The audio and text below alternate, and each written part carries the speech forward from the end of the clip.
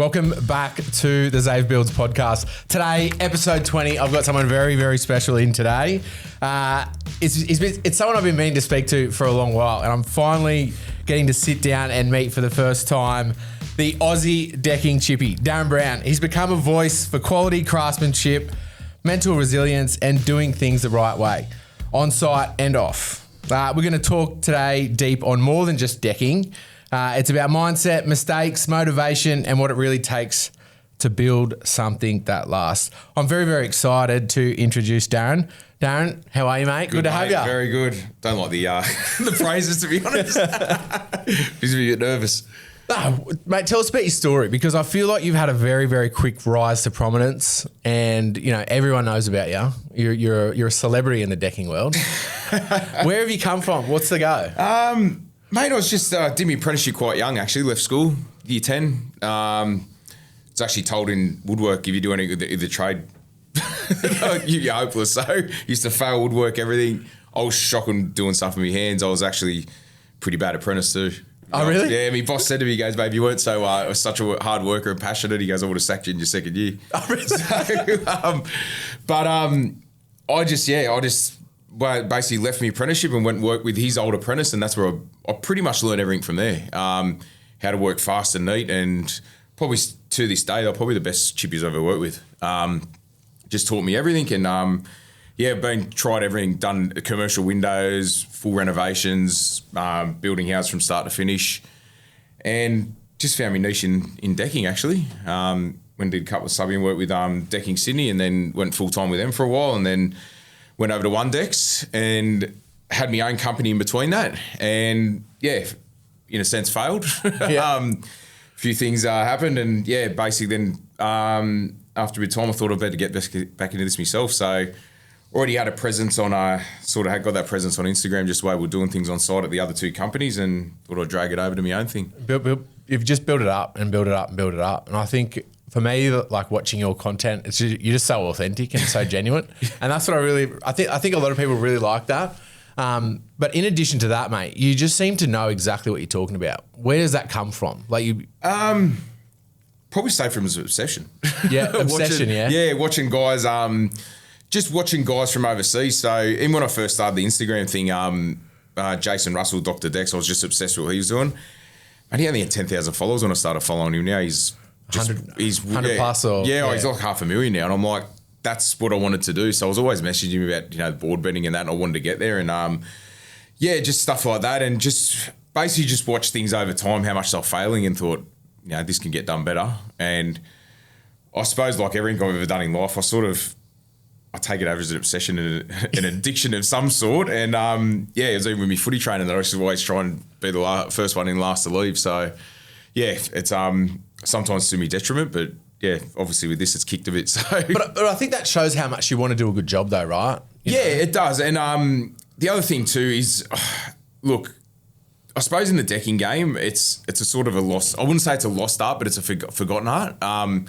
Or it's always at the end of the build, it was something that the builders just threw together, and you'd see a lot of shit materials used and all that stuff. So so it's just I saw that was after seeing I saw these other decking companies where they'll go, and I saw there was something missing. So I sort of take go out and do it yourself. Yeah, exactly. So And what do you think that thing was that they were missing? I think the companies were really good the way they ran.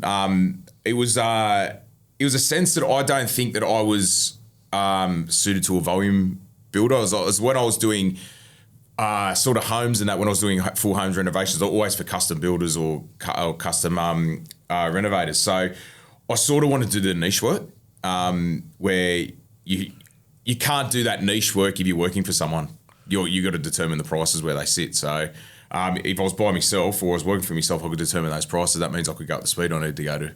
So, but I think what I suppose what taught me over the years is you can have the capacity to work fast and work neat at the same time, which I thought, me being with these guys that I worked with the Academy Apprenticeship, they taught me that. So, but it's hard to bring that over as well. So the guys that you mentioned before that in your apprenticeship, they were good chippies because they had a really good quality and they were fast. And they run a very efficient crew. So I guess that's why I get so pedantic about me framing. Their framing was unbelievably neat, straight, level, but it was done so fast. And it was just, the way I used to watch them work, and I thought I want to be like this. But then bring it over into the decking game, that was just a different type of era. So yeah. Well, I think success is really about systems, processes, and standards, right? Yeah, exactly. And that's, I've got to admit, that's where I fall over. Yeah. On site, but behind the scenes, I can be really shocking around and stuff. So by myself, I'm running me. Yeah. But when I've got multiple crews going, that's when things fall over for me. So, which I'm getting a lot of help with now. So, mate, it's a tricky thing to master, right? Because you've got different styles between the different crews. You've got different standards between the different crews. It's something I run into a little bit as well. Exactly, and I think when it was just me, I had one apprentice I'd go have like every couple once a year. And I'd have a good mate of mine who was just working part-time with me, and he was a cop. And the funny thing is we'd be churning out work that fast between me and Ali, who's my first female apprentice, and she was unbelievable. And we were churning out high-quality work so fast together, and really there was two or three of us, and I was really the full tradie on site. That was it. So, it's a bit of a weird one. Anyway. It is a weird one. I think it's something that's... It's hard to explain, I think, because, it comes down to that standard things and different way that people do things. And exactly. You can't bring a tradesman in and be like, I want you to do it exactly the way I do it without them essentially doing an apprenticeship with you for a year or two. Yeah, 100%. I mean? And I think especially with the reputation we're building the company, it's going to be hard for someone to come in like that. You need to sort of get them young, but at the same time, you sort of become a people manager that way. You're not managing your business or managing the on-site stuff. You're managing you've been all right with these guys? Are they going to get the shits with you and leave? And one thing I've actually had trouble grasping, and I've actually come to realisation probably the last few days, actually, got a new fella on Rory. He's unbelievable. But these guys, if they're good, and they are good, they're not going to be with you. They're going to be short-term with you. So, and that's good on them. They want to get in and crush their own goals. So, yeah. Yeah, it's a tricky thing to try and I guess, retain good staff. Yeah, exactly. With that as well, like, you want to pay them as much as you possibly can. Yeah. And then you got to pay them on their best day and their worst day. Yes, exactly. So that's the hard part about it. But 100%. I think that's the game of business, though. Yeah, well, that's it. If you want to grow, that's the only way you can grow is by getting people in to do the work that you can't do all the time. So take those risks. Exactly right. And like I said, it becomes more of a people management. I think that's where you need to keep a happy crew going as well. Mm. What I've noticed though with your videos, and you explain all these details that you come up with. First, do you come up with is this you just experimenting all the time? The heat folds, all that stuff, I've seen Jason do it in the US, and but basically that wasn't a take of I'll just cut that on site and give it a go. It was me sitting in my garage at 2:00 in the morning. I remember the first deck boards over bent. It cost me like 10 grand to get these blankets in. My wife hated me when I got them in because they covered out the bank account. I was actually the only employee at the time, and I still remember being up there until I'd be out first Trex board in the blankets. It was like I think it was like 4:00 in the morning because I couldn't turn them off because I'm like, this could set the house on fire. And I'm there checking it, and it was just, and it failed, and I'm just like got the shits with it. I'm gonna have to give it up. And then the second one, third one come out perfect, and it's just trial and error. I don't. Even the range of decking boards I bring into the company, I will not put them into the on-site until they're sat out in the backyard for a year until I've seen what they do. I've been bitten a few times with bringing a new deck board in, and you get you put it down, and something happens in the next 6 to 8 months, and usually I guess follow up on the warranty of the board. Yep. They don't pay you to go out and replace that board. Exactly. It's just go out and replace it. Exactly. Exactly. I think that's it's why stringently that I've only really stick to certain brands. Because the way I do see deck boards too, they're like a car. They're a man-made product. You can get 1,000 come off the production line. You might get one bad batch, and that does happen. So I think too with I suppose the relationship you get with that company, we've had a few warranty claims. They've actually paid us to go out and fix them.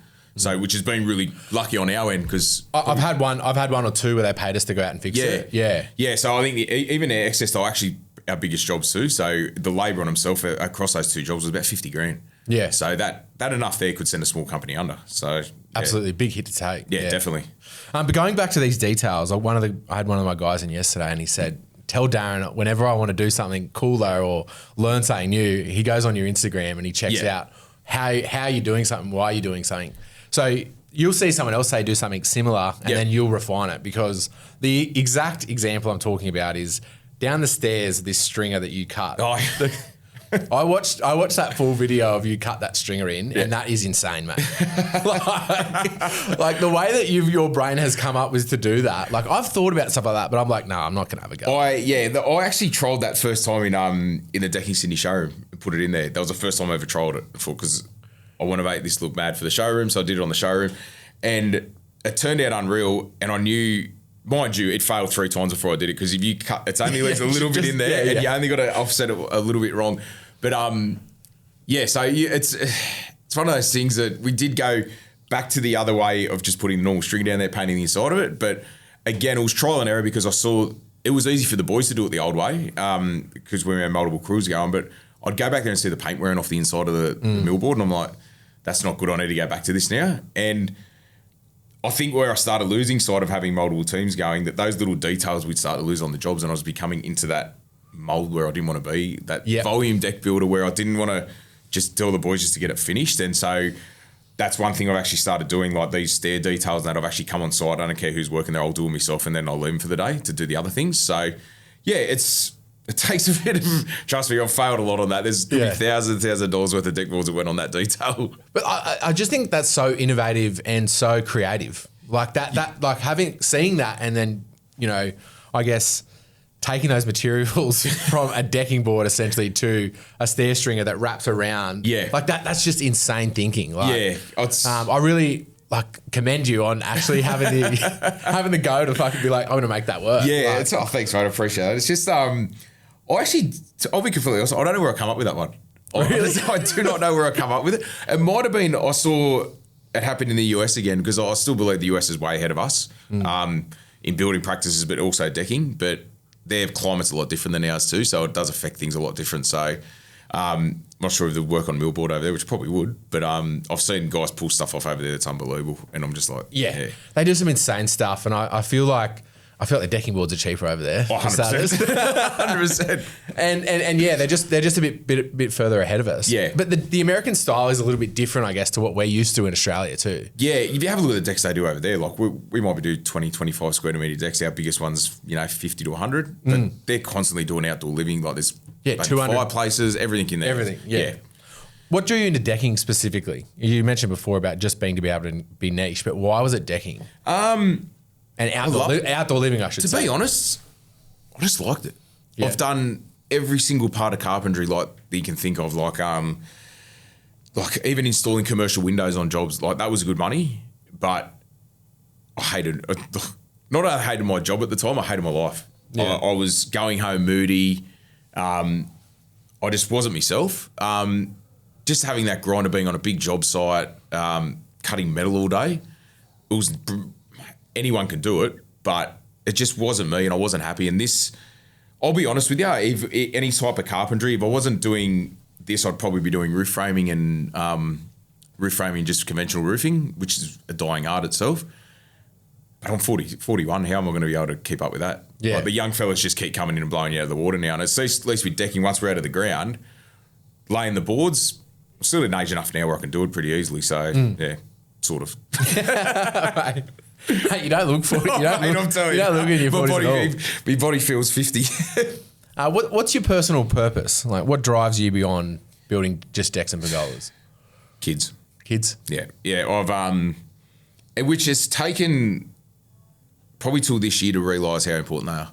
Yeah. Which is a shocking thing to say. Like, your kids are always your world and in your family and your wife and that. But it's taken me this year to realise that it's for them. It was all. In a sense, I've put the ego aside.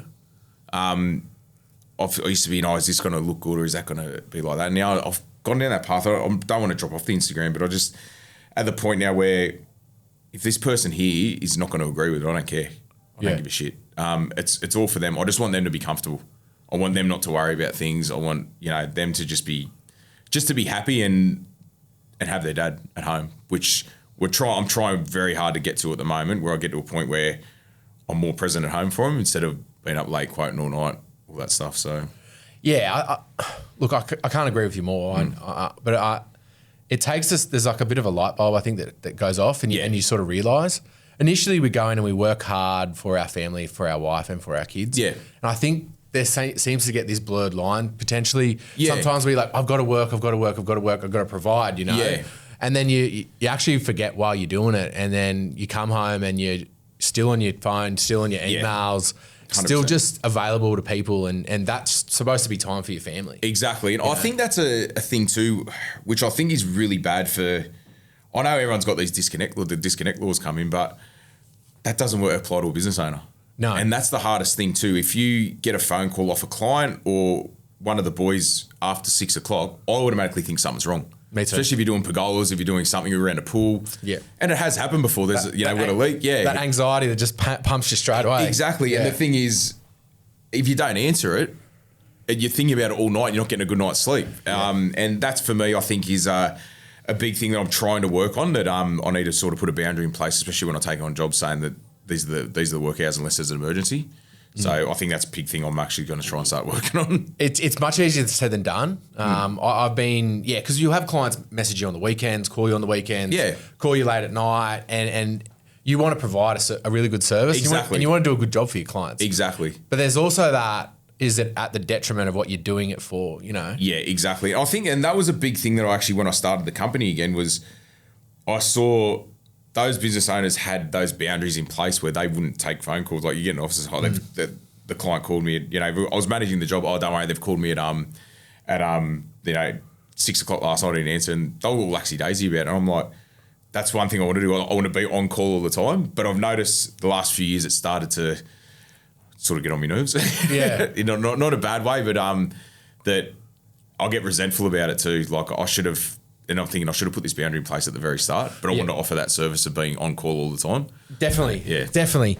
Well, I've started, pretty much from when I get home, I put my phone down. I do not check my emails, because exactly what you just said. If I pick my email up, see an email from a client, I'm going to act on it straight away. 100%, definitely. Definitely. And I can't be present with my family or my wife if I'm Yeah. thinking about that stuff, or I've got that distraction there. You know? Exactly. I think the other thing around that too is it needs to be a double-edged sword, where you might have clients who don't get home until 5 or 6 o'clock and need a question answered. And I've got 2 clients at the moment who are unbelievable, and I'm more than happy to speak to them after hours because they're so respectful and their questions are valid, but they work long hours to themselves, and they've been unbelievable clients for them, and I've got no issue speaking to them at all. Actually, have jokes with them too at 7 o'clock at night. So. There's always the exception to the rule, definitely. Definitely, yeah. I think putting in a strict boundary just benefits yourself. Yeah, definitely.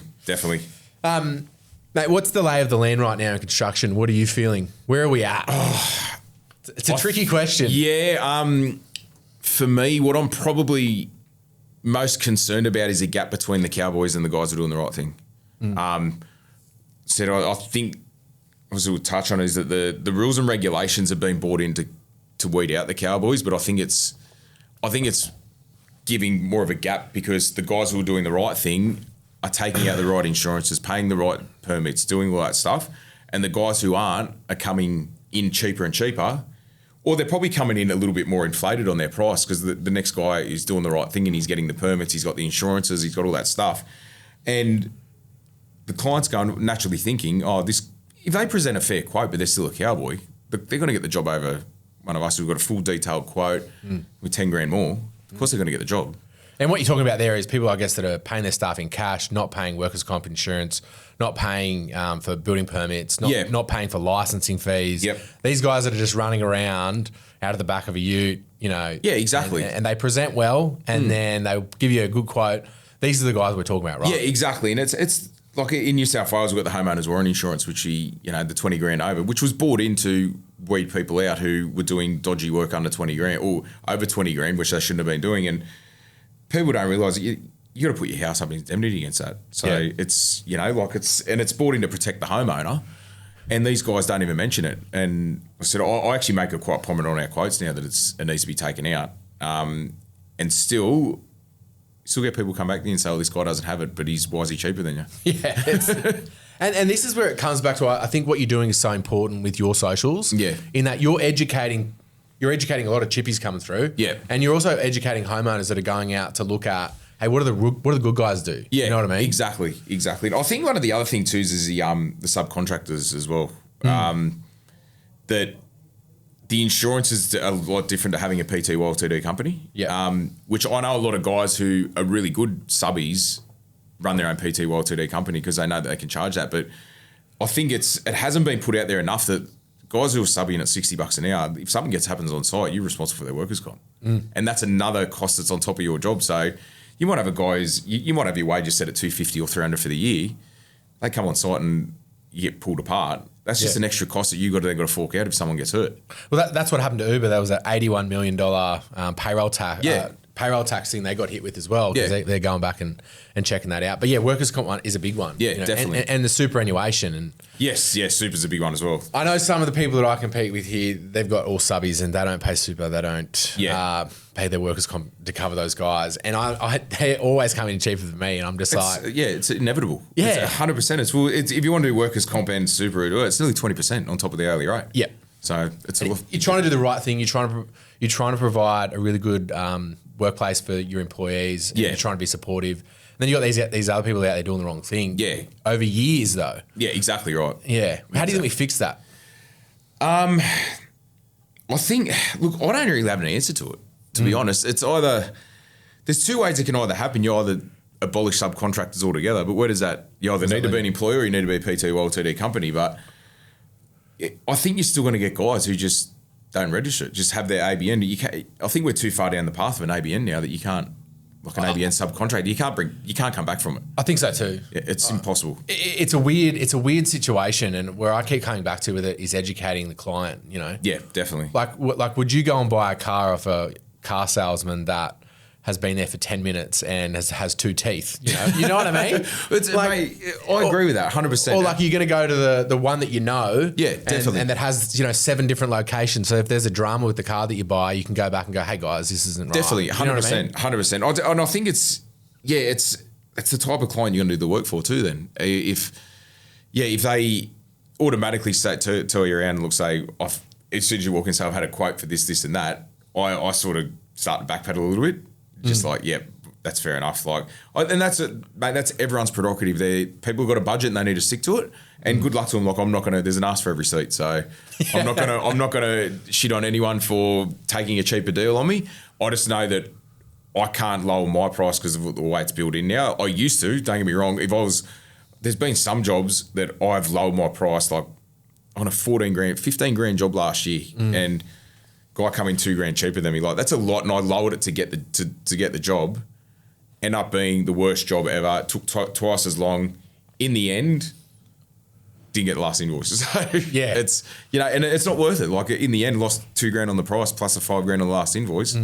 Because I think that's a big part of the other side of why I wanted to do this podcast was telling stories like that and saying that we're running businesses, we have families, and we've got people that work for us that we're trying to provide for. Exactly. And, I think a big part of running a business is that game of the quoting and giving the client the best experience, the best product, for the best price that you can do. Yeah, 100%. And it's all built into the price too. And generally speaking, what I think, especially what you said there about running a small business, when times are tough in a small business, you pay everyone else who's worked for you before you pay yourself. Correct. And it's happened to me a lot of times too. And it's when the crunch is on, like, you want to make sure the boys still want to go to work the next day because they're not going to come to work if they're demotivated, they haven't been paid. So you make sure that they're looked after, and then you're the one that's at home till 10 o'clock at night. You haven't logged off because what invoice is going to get out? Do I have to get on that job to speed it up tomorrow? And it happens. And that's what I think gets lost on the industry. And I think that's why there's a lot of stress in the industry too. There's a massive amount of stress, and there's been a lot of sleepless nights that I've had, and I'm sure that you've had as well, being like, especially over the last 2 years, like it's been fucking hard. Yeah. Yeah. It's been really fucking hard. Yeah. And I think that the only good thing about the last 2 years is that a lot of the people, I guess, that probably shouldn't have been in business are now not in business anymore. Yeah, definitely. You know what I mean? Yeah. That's the only sort of silver lining that I can see. Yeah. It's unfortunate. But then for every bad apple leaves, another one comes in. So exactly. It's one of those things. It's like a whack-a-mole. It is. It's when I want to pop their head up and you'll have to compete against them. But I think that's in the same thing as where I think you got to sort of stay in your own lane now. And I think that's probably a good thing with the way the company's being built now. I'm now not targeting, but going for the clients that I know, number one, who will value the work, watch the detail that we do and are happy with it.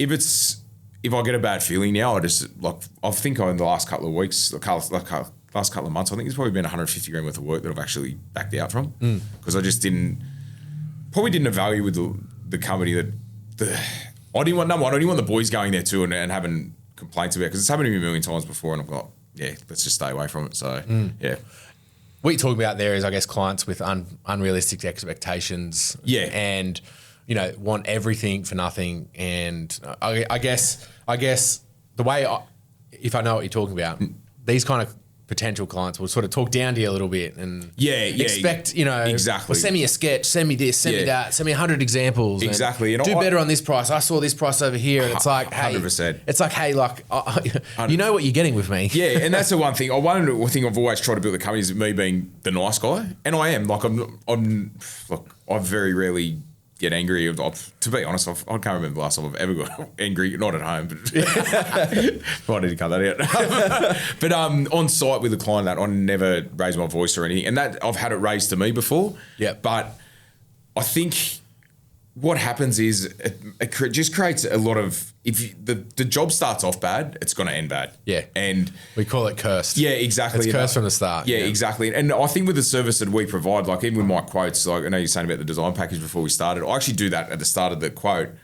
And I've seen my actual drawings used on other jobs that other guys have put on Instagram, just had their thumb over my logo. Yeah. And I actually had my best mate who's actually looking after another side for me the other day the Aussie building chippy thing. He looking after that side of things, but he made a really good thing on my way through. He said, if you ever do anything on a job site now, you put it in as a variation and you send, because we use Builder-Trend and it's Unreal and you send all your variations through there and all that stuff. And he said, send the client the variation with the detail on it, but say we've marked it off as 0. So there's a record of it. Yeah. So we've done this for you, but we've done it for free. Yeah. And I haven't even thought about doing that. So I'm going to do that every single time now. That's a good idea, actually. It's a great idea. We use Build Exact and we've just moved into it just for that functionality, being able to send stuff out really quickly, get those signatures. Yeah. Really quickly, give me your description of a good client. Oh, someone who meets you on your level. Yep. Who has got you in there because they've seen your work and know this is the guy I want to build the deck. I love it when clients give their input and help me with the design, but sort of listens as well, and I'll listen to them. I listen to the clients if they've got a concern or anything like that. 100%. Let's have a talk about it and let's come up with a solution for it. I don't think there's nothing worse for a chippy's ego if the client says, "Go do what you want." It could be fraught with danger because if you 100%. get told to do what you want, you do this every day, you design it. Exactly. No. And that can be a very, very big recipe for disaster. I think just mutual respect, to be honest. That's probably the biggest thing, mutual respect. I definitely agree with that. And I think just appreciating that your time, that you're there. Yeah. Just saying thank you. Yes, definitely. Replying back to emails, like even if you don't go ahead with this, yes, just say, hey, look, thanks for your time. Definitely. On to the next one, Definitely. And that's been actually a big thing when talking to a lot of guys. We've got a little WhatsApp group with other deck builders up in Sydney it's like Jono and Mitch and all that stuff. And they that was our biggest gripe is that I know we talked about it, your time's not valued. Yeah. That's the biggest thing for me. If my time's not valued, I get the shits about it, but I don't verbally get the shits about it. I internalise it. And that's the thing of going to someone's house to do the quote, then getting the quote sent off. And like I said, we do a design package. So my in-house draftsman does all the design up. So when we do the quote, it's as per the plan. So that all the descriptions are on there. And then I do a video walkthrough on the quote for him. So I basically have me on the screen saying this is where we're going through the quotes, just so there's no. That's sick, dude. I love that. I actually got that off Chris from CVG Glass. He actually put me. He said, "Mate, this is the way to go." That's that's red hot. And do you charge for your quotes? No, you don't. No, I know this is very contentious. It is contentious, yeah. And and he put me onto it, and I'm like, mate, that's a great idea, and I've used it, and it's improved the conversion a bit, but it's allowed. Probably the only reply I'd get back from the clients who weren't going to head, "Oh, what does that mean?" And it's eliminated that, and then I'll just hear cold turkey, nothing. Yeah, and that's the thing. If I gone all that through all this to get the quote off, realistically, it's probably a couple of grand worth of work. Definitely. and with the design in there, and then you send a text message, which they've seen, and I can see that they've opened up the quote as well through Builder Trend, and I send a text message saying, and a very polite text message, don't even get a reply back. Yeah. That's what infuriates me, but I've got to learn to let it go too. So I have a big problem with that too. Yeah. Because I feel like there's just a level of respect that I feel like Yes. we deserve as tradesmen Definitely. and as business owners. Definitely. Like I would always at a restaurant when I'm leaving say thank you. You know what I mean? And I feel like that's the same thing. Exactly. You know, like I've given up my time for free Yeah. to come out and to help you out with the problem that you have and you want my help. I'm Exactly. giving you all this stuff and I haven't charged you $1 for it. Exactly. And or you just say thank you and we're good. Yeah, 100%. 100%. And that said the example there is a restaurant. How often have you ever walked into a restaurant and tried to negotiate the price of your meal? Yeah. And if it's been shit, you've walked out and said, I'm not paying you. That's right. You know what I mean? And it happens to us tradies all the time. Actually had a really lovely elderly client that I went all the way over to Palm Beach to do a quote for, and they misunderstood the quote and they thought it was 20 grand. They said, yeah, we want to go ahead. And I said, I know that's the deck boards on top as well because we had different options. Yeah. She said, look, that's really out of our league. Look, we're just going to have to leave it. But the way you've acted and your professionalism, we're going to highly recommend you. Her daughter called me up, I think a month later, and said, you provided a quote. Got an 80 grand job out of it. Yeah. So they're again, not a client, but a perfect customer. Absolutely perfect. Like that's all we're sort of chasing, right? Yeah. Like I'm happy to come out and just give me the opportunity, say thank you, and we're good. Yeah. You know, and I'm always going to go the extra mile, I guess, for that person that 100%, that you're talking about. You're on the same level as. Definitely, you know? 100%. You have that mutual respect. 100%. Let's talk positively. What do you think is working well in the industry at the moment? I honestly think, I know people are dead against it, but I think the social media side of things can bring the best and the worst out in people. Yeah. There's a lot of education going on social media now, which is if you need to know something or basically you need an answer or you need support, you can easily go through there. Like I can't tell you how many like DMs I get a day, like guys asking me about like what kind of composite boards to use and all that stuff. And it gives you an avenue to find the right stuff and also connect with the right people. And I'll probably have to give it a plug of the Australian Deck and Hair Association. Yeah, definitely. I'm on the board there and we're just trying to create this community for deck builders that just basically can go to each other and bounce off each other. I think camaraderie in the industry is pretty good at the moment. So, but there's also a lot of shit. But I'm thinking the camaraderie I'm seeing at the moment is pretty good. Definitely way different to, I guess, 20, 30 years ago. It was that builder's over there. We don't talk to them. You know, it's just very... They're our competition. That's it. 100%. Definitely. You know what I mean? Definitely. Let's let their tyres down at Bunnings. 100%. But now it's like, and this is, I guess, how we sort of got to know each other. I asked you a couple of questions, and you gave me big, massive replies. Do this, do this, do this. Yeah. And I think Jay Clark's also like that. Yeah, Jono's very good. Yeah. Just with, I guess, demonstrating and helping other people for no other benefit other than to be a help. Yeah, exactly right. And the thing is that it's I think I was actually thinking about this the other night. Is that I'm watching guys do the stuff that I was doing. I'm like, they're actually nailing it better than what I do. Like Jordo from Step Ahead, Step Ahead Outdoors. I'm like, he's only young, and I'm like, he's way ahead of me than what I ever would have. It was like, mate, he's gonna be building decks on the moon soon. Like, bloody hell, he's unbelievable. I love everyone showing that. I think was it you the 100 mil trick on the decking board today? Everyone tagged you in that. I can't even remember where I got that off, to be honest. I did it one day. I don't remember. I know I saw it somewhere, but yeah, it was just I don't know how it set it up, take it off like it did. Yeah. Well, I've actually had all my ACD decks sitting in here, right? And we pulled up your Instagram and literally went like, boys, we're doing it like that now. It was a lot more accurate. We're doing it. It was actually, when you did the old string line, but even string lines have come a long way now. Like, yeah. And then boys were saying to me, mate, get these, I forget what even the name of them, I can't remember. It's like a Tamagotchi one or something. And the line's only like 1.2 mil. I was used to using the old Fatbacks ones that were like 5 mil wide when you snapped them and tried to line your deck boards up with them.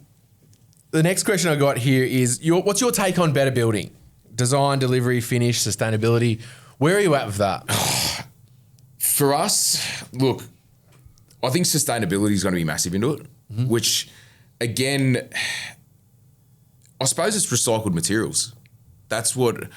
The funny thing is when I go to clients now, they they want to actually know. They never used to care about a composite board. Now they want to know what's in it. Yep. And for some reason, Had clients in the other day. Exact same thing. Yeah. And for some reason, they say as soon as you say it's recycled bottle, it's a lot of it's recycled milk bottles. That's a big component of it. They love it. Like they're like, yeah, that's a good idea. But a lot of people do like the timber still, but they've also got to realise where the timber comes from. Like the merbau come from Indonesia, just been cut down with the plantation. Yeah. Trains have been cut through the logs, but the Australian hardwoods, like they're very well maintained. That's sustainable. Yeah, it's sustainable. Yeah. And I think the design at the moment too is, I'm a bit old school with designing houses. Like I love the old. I'm not a big fan of the boxes going up. To be honest, I like the old pitch roofs, conventional, everything like that. Because let's be honest, like how many times have you climbed inside a truss roof? Well, I've done the other month and. Just everything's wobbling around everywhere. Yeah. And you try and pull down a truss roof, a pitch roof to put a pergola up these days. It's like trying to dismantle the freaking pyramids. Yeah. It's just done so good. And I think we've lost that. I'm just a bit worried about because the apprenticeships coming through too. There's not many of them. There's not many kids out there like anymore. It used to be. It's a bit robotic, isn't it? Yeah, it is. Yep. It is. It's gone the opposite way. It used to be in the employers' favour to try and find an apprentice. There was so many on the market. Now there's none. Yeah. So it's... We talk about that later on, and I think it's a big issue that we need to try and solve. Definitely, 100%.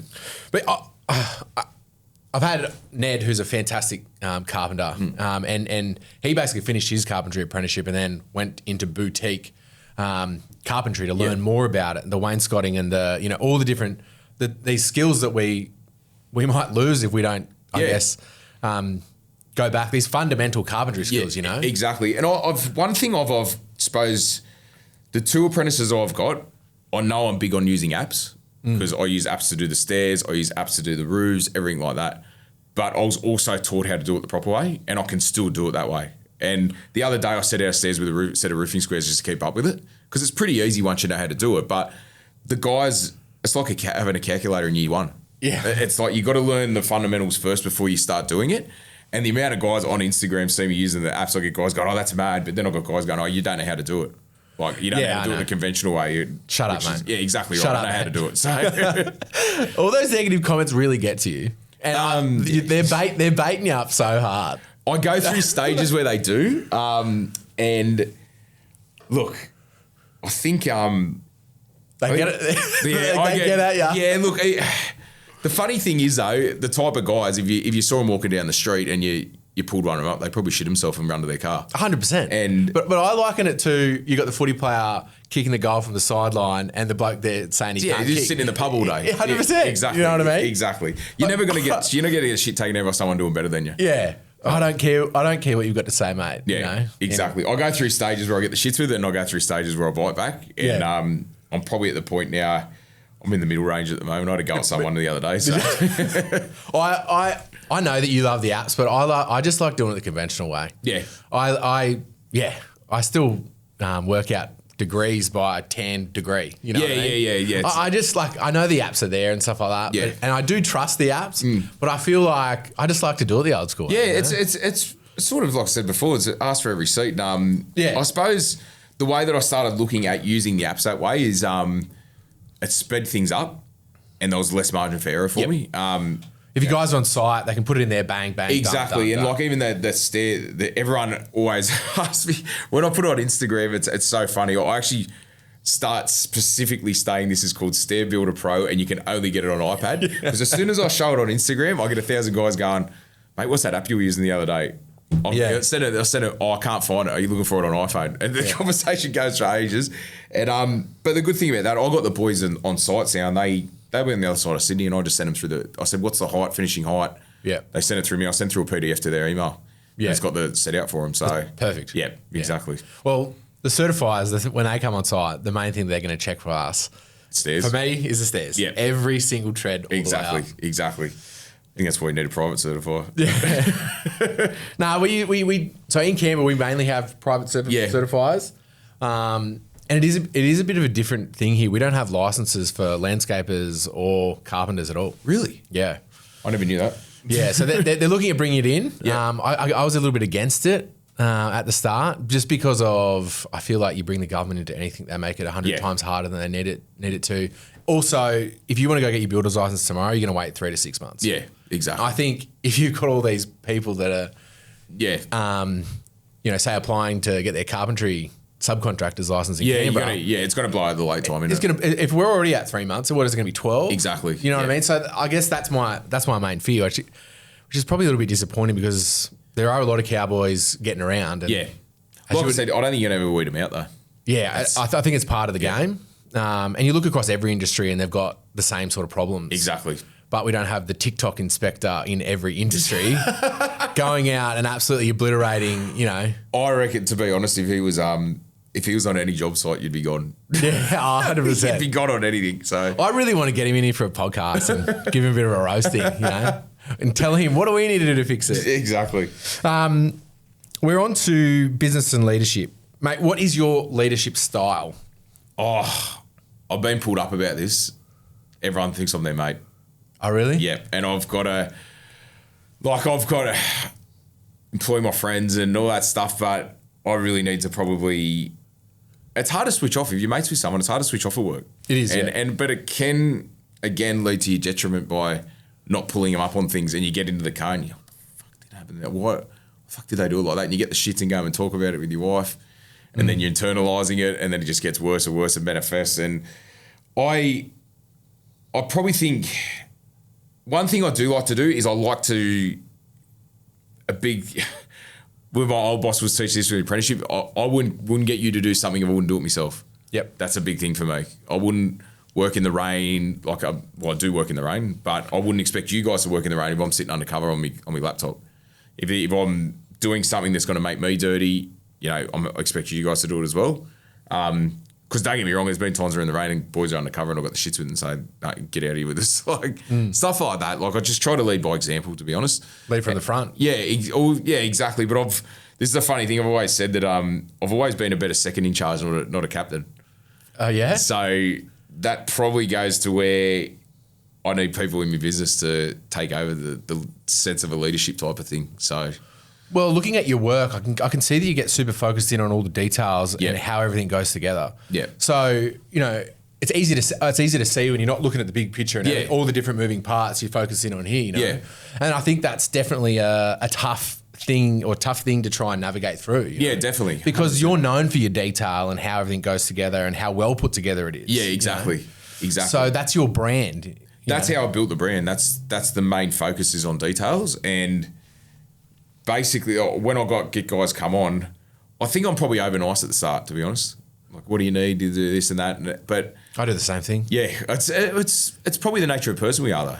That's the thing. Like I look at the best in everyone, and I just assume that everyone else is trying their absolute best. Exactly. And that they're as obsessed with what we're doing as what I am. Exactly. Yeah. And couldn't agree more. And you can come up with every different excuse in the world for an apprentice not turning up to work or someone not turning up to work. Yeah. And they're just having a tough time, or they're having this, or they're having that. Yeah. I think what's really hard is when you know that, but you've also got a business to run and mouths to feed. Yeah, exactly. And you need to say, hey, this business I'm running needs this and you're not meeting this standard. Yeah. I can see you trying, but I'm sorry. I've got to make tough decisions. Yeah, exactly. And especially over the last 18 months. Yeah, and that's been a big thing. I actually got pulled up about it saying stop comparing everyone on site to you and what you've done. And that again leads to resentment. If you're consistently going, guys, why aren't you carrying this in when I'm carrying that in? And then get the shits about it, they're going to get the shits with you. And they're a lot younger than us, than me. So yeah. I'm just laughing at so many things I can think of that my team out there are going to say, because I'm so like I get really caught up on the 1%ers. Yeah, and like one little thing could ruin my day. Yes, and I've had to build that mental. Was like when you turn up this morning, those bins aren't pushed back, and in the past it's like. What, boys? Everyone has walked in past the bins. Like, why haven't you put the bins back? I've done it every other time, Anyway. But actually funny you say that because I've told the boys on so many occasions, if you're going to be sick, let me know as early as possible so I can redo the day. Then if I've had a bad night and I wake up in the morning and I've gone to the gym at 5 o'clock and I see a message on my phone from other friends, which has happened, hey, mate, I'm really crook today. I'm like, fuck, is this bloke messaging me at 5 o'clock in the morning? Do I get a fucking break? Like, I'm going to take a step back and go, I've actually asked him to do it. He's actually done what would have asked him to do. And that's a big thing for me too. I'm like, I need to take a step back because I'm telling him one thing to do and I'm going against it. So, yeah. It's often I'll be driving home in the car and I'll have to like call up one of the boys. I'm like, hey, I'm sorry. I've done that a million times. I've lost the plot today. I've done that. I've got a fair bit on, and you're low hanging fruit and I just wanted to, be cranky about something. I know. I've done that a thousand times. Mate, talk to me about some tough moments in business so far and what it's taught you. We've sort of touched on a couple, I think. I think losing money on jobs is a big thing. But one thing I've always been quite frivolous with my money though. I've always been, just spend that, do that. And I wasn't like that when I first started, and I started slipping back into that bad rut. Like when I first started the company, I was watching everything like to the dollar. But as the company got bigger, I started getting more laxy-daisy on it. I just fixed that up. And this year's probably been the toughest. I've probably slipped into some bad habits I used to have, and that's affected the way everything ran. So, and you wonder why the wheels fall off when the person who's driving it's not doing the right thing. So, it's one thing it's taught me is that 40 years old and I can start over again. If I could put a brake on it, I can throw the anchor overboard. Doesn't matter if it's an oil tanker, it can still be stopped. And I was there. I was like, the company was making more money when I was doing everything myself, like with just one crew going around, but not having sort of the business coaching and everything that I think I could just run it on myself. I ran into basically my old traps again and just fell over again. So, and that's where I've actually, for once in my life, I've actually, in a sense, handed it over and said, this is unmanageable. I can't do this anymore. But it's also the point of letting it go. Like, you've created this baby, but you need to relinquish some of this now for it to keep going. Otherwise, nothing's guaranteed in business. It doesn't matter if you've got a reputation, doesn't matter if you've got followers on Instagram. If the company isn't viable, it's not going to stick around. Like Hollywood actors, millions of dollars end up, in rehab and have nothing. So it's the same that can happen with this. Couldn't agree more there. But it is also a constant reinvention.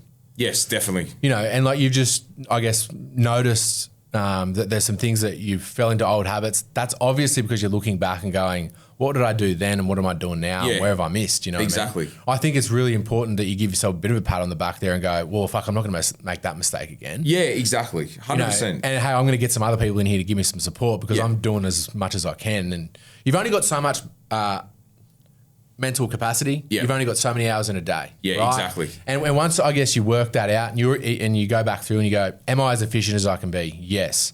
Or no. Yeah. Am I doing everything I could possibly think of? Yes. Yep. You take that, I guess, assessment of where you're at and where you've been. Yeah. And then you make better decisions. You know what I mean? Yeah, exactly right. And I find one of the biggest challenges that I have is that when I'm running rough, I listen to everyone's advice. And realistically, there's probably 2 people in this world I should be listening to their advice. Especially with the company, I was on the phone to him on the way here and I just said, look, you're the only person I'm going to listen to now.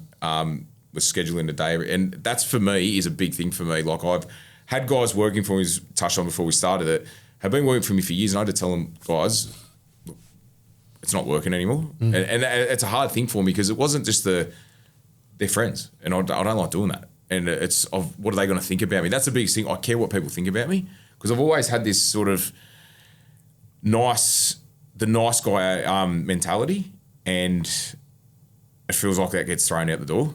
But for to survive, like it's not just me surviving; it's my family surviving. So don't get me wrong. This year's probably been the toughest year I've ever had, and mentally. But one thing I have learned about this industry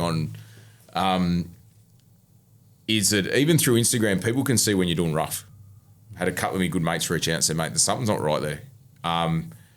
Bards from Bardsville, she does all the stuff with mental health, and she actually reached out to me and she said, you're not right, are you? Like, I've known you like on and off for a while, but there's something not right there. And that's what's good about the industry. And I just don't think it gets touched on enough as well, that there's a lot of shit again, but there's also a lot of people supporting, not just worry about your work, but worry about how you're doing. So, yeah. Pretty encouraging those people have reached out to you though, mate. 100%. 100%. And they're people that you got a lot of respect for, and people who they show up and say, mate, there's something not right. Did you recognise you're in that situation, or was it other people going, what's going on, Darren? Don't know. I think something's wrong, but you don't know what it is. I knew what it was, but it was like you constantly think you can get yourself out of it.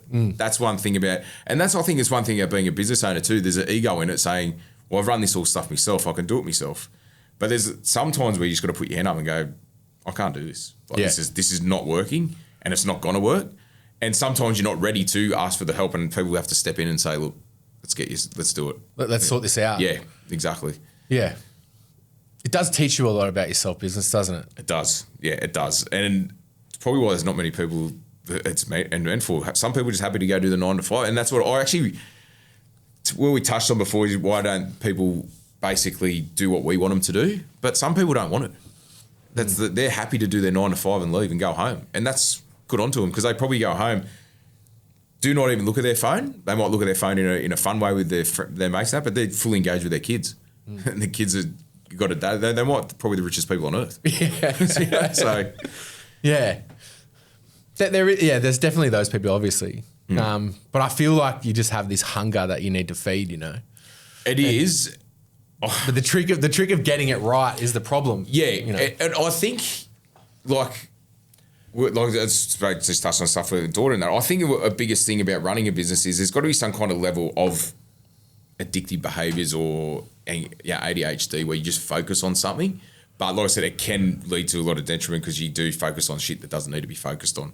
And that's one thing that we're trying to work on. It doesn't matter what I was doing when I was a kid. If I was fixated on something, and that's where decking sort of took off for me, is that I was so fixated on it. But one thing I've learned now over a few years, you can't maintain it. It needs to drop off. Otherwise, you need something else. Because that's the next question I've got in here is about avoiding burnout and staying motivated. What do you do? What do you do for yourself outside of work? I train a lot, but I've dropped that off when I start to work too much, and that's a big thing for burnout. To be honest, it's going to be hard for me to comment on burnout at the moment because you feel like you're running. I reckon I'm running on it. So I actually had a conversation with my wife. I think it's actually, one thing I can say is that to avoid burnout, you need to talk to people, because if you're getting burnt out, the people around to see it first before you do it, and they see the warning signs. I had a massive conversation with my wife the other night saying that for 4 months now I haven't had a day off, because I've been working on here, but then I've been working on the house as well, on the company and then on the house. And then I tried to blame it on her. I said, you're worried about this, so I'm doing that, but then you're worried about the house not getting finished, so let's get the house finished. So I'm feeding off that. But she goes, I haven't asked you to do that. She goes, I'm human. And it actually made me step back and think, because it took the power away from me, thinking that she was to blame, and she wasn't. She was just stating something. She says, you can have a rest. Have a rest. And for me, that was like what I needed.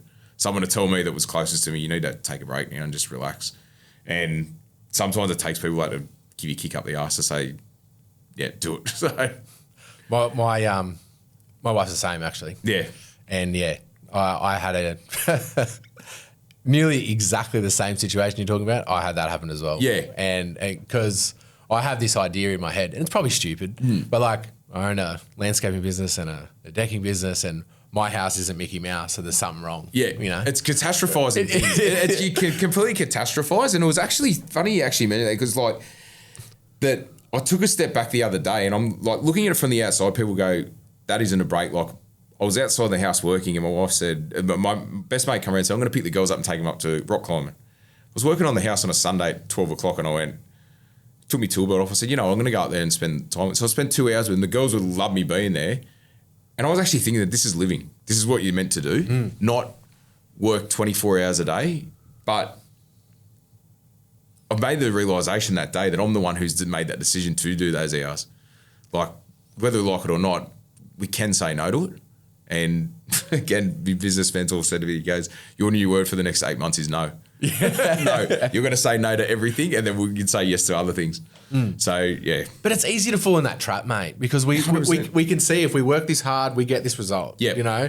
And I'm sure you would have been like, if I just bang out a heap of, weekends on the house or every other second I've got on the house, Yeah. we're going to be in there living and here we are, Barry. You know 100%. what I mean? And it actually works the opposite. It does. It works the opposite because you become disconnected at home with the family and then you're wondering, why, hang on, I'm doing all this work. Why isn't everyone giving me praise? And again, the ego kicks in. So the big question is, how do we avoid burnout? Say no. Say no. Say no. Say, I do things for yourself. If you like training, go train. I started doing hot and cold plunges, which has helped me massively. So good, isn't it? It's the best. And I first started doing those and I said to my mate, I can't do it. I've got to be on site at 7 a.m. And he said, mate, it's your fucking business. Yeah. I'll be there at 7:30. He goes, half an hour. He goes, I said, I'm running late to work now. I've been like, you're not fucking running late, mate. Yeah, you're He on goes, time. Yeah. He goes, what were you doing overtime when you were doing quotes at 10:30 at night? Yeah. And I went, fuck, he's 100% right. You just need to do things for yourself, but do things that make you feel full, because I think doing stuff around the business and realistically, I always thought it's good to have money and be comfortable, but if everyone around you is not happy, how can you be happy? Yeah. So I think you got to do things for yourself. To stop burnout, you need to do things for yourself. Yeah, come up with. I have Sundays are sacred. So Yeah. from Sunday afternoon from about 2:00, I will not go to an event. I don't care what it is. I'm at home. I love that idea. Doing nothing. Yep. And that's my time that I have with the family as well. Yep. And I will. Nothing else comes in between that. The Raiders are playing this weekend. I got tickets offered to me, and I'm like, nah. Sundays are sacred. I actually love that idea because I think anxiety starts to creep up as a business owner on a Sunday afternoon. Yeah. Badly. Yeah. They got the whole week. Oh shit, have I got this prepped up?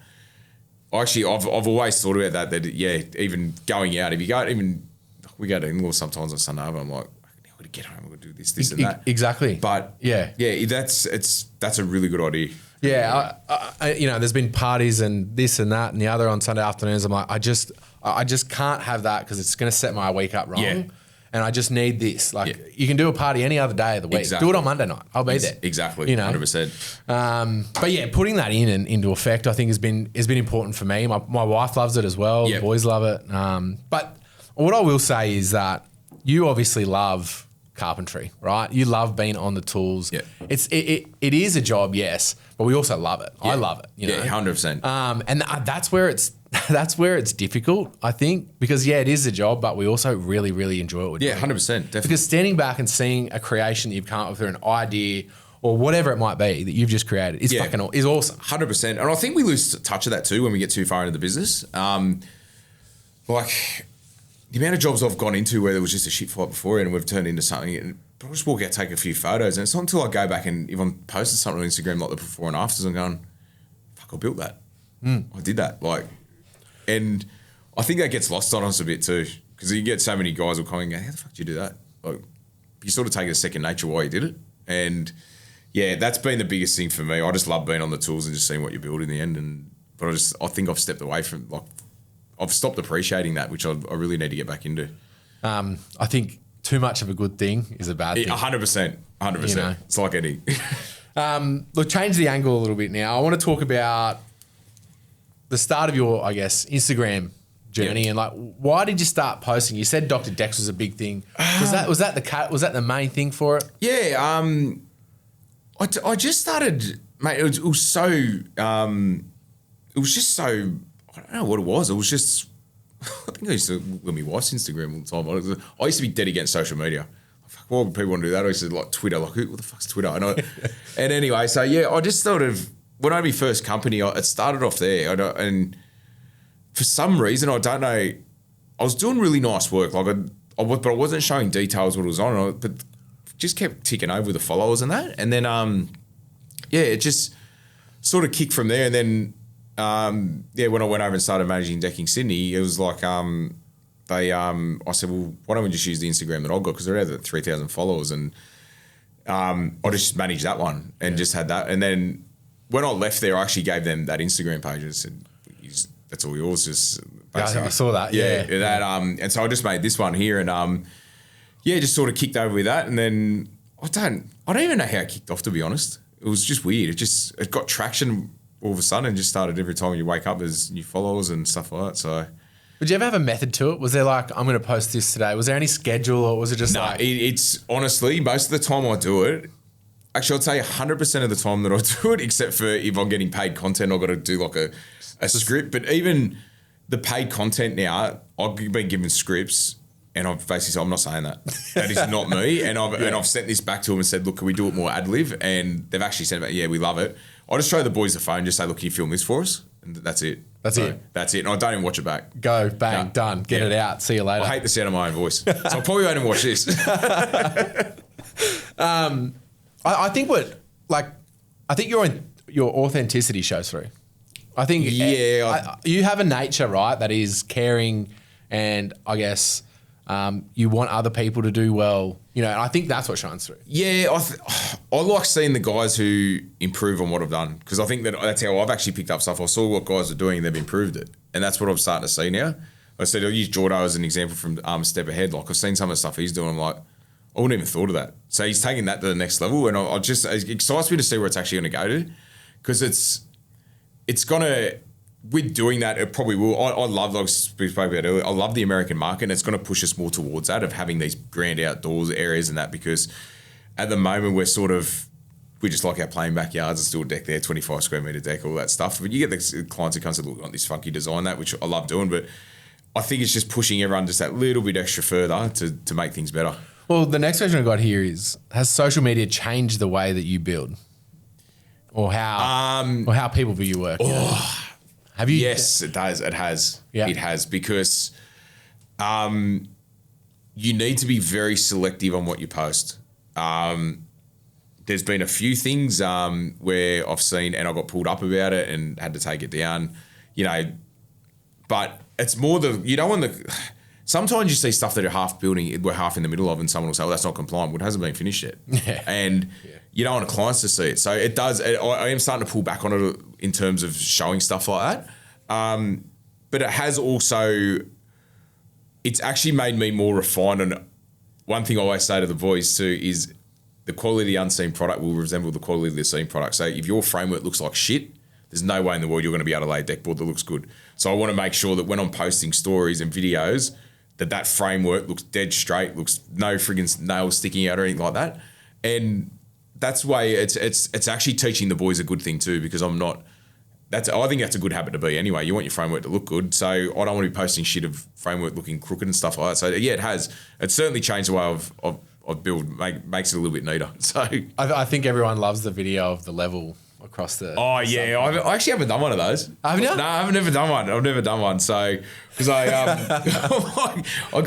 doing of them out there. We're doing a lot of outdoor now, and I'm like, if you can't run a level across outdoor, like how dead straight it is, you shouldn't be building a deck.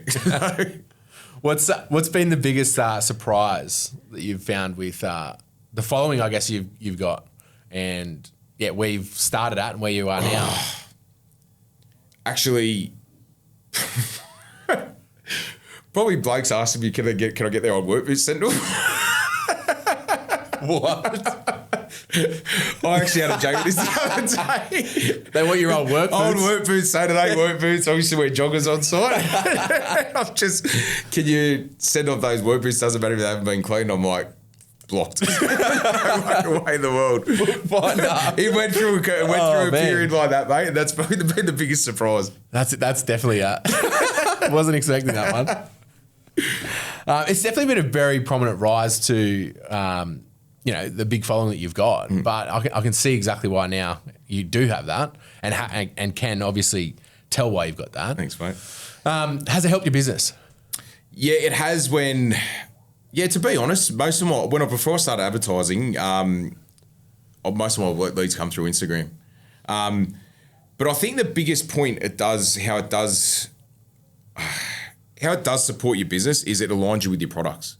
Like a really good relationship with Millboard, Wood Evo, and that's I know they're supplying their deck boards, but you need to build a good relationship with them, because if something does go wrong, they're in your corner. They don't just leave you out to dry.